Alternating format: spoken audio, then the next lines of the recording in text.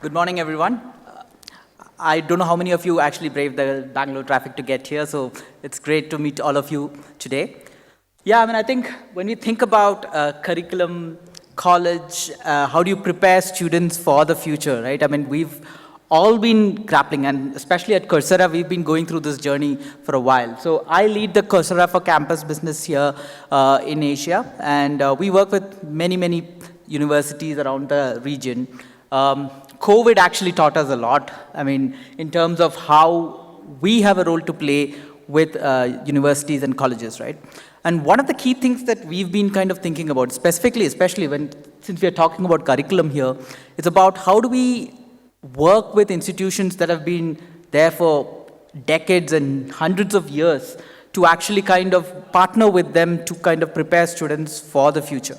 And one of the key observations that we've been encountering is what we're learning from our own industry partners. So we work with many 3,000 plus companies around the world, and obviously they use a platform like Coursera to reskill their employees. Now, what we are learning really is the world is moving towards a skills-based hiring, skills-based approach.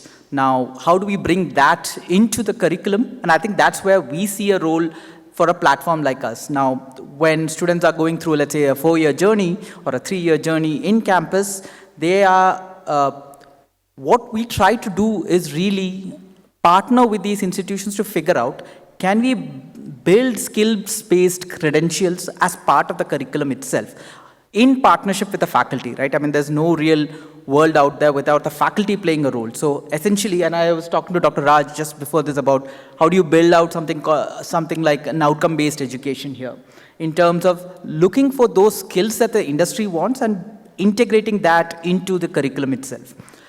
We've seen, the way I would summarize this is 3 things, right? 1, build out curriculums that are prepared for the future, which is really about looking at the industry skills that we have. We've seen a lot of institutions offer credentials, dual credentials, which are focused on skills. So that's one from a curriculum perspective. Second, bringing in industry content into the curriculum itself, right? For example, we work with many industry partners, the likes of Microsoft and everybody whose credentials today can be inbuilt into the curriculum itself. So that becomes a lot more bringing that industry academia collaboration into the curriculum itself. And the third piece, I think, is about general demonstration of skills, right? How do you actually, one is the credential itself, which is a demonstration, but then going beyond that to actually showcase what are the skills that students have built in campus by looking at data. We are a data platform. We have 100 million learners out there. So we can actually use that data that we collect to be able to showcase those skills. So that's the approach we've been taking of kind of working with institutions to think about the future curriculum. As part of that, we offer a lot of these professional certificates, as we call it, which is from the industry and building into the curriculum and all of that.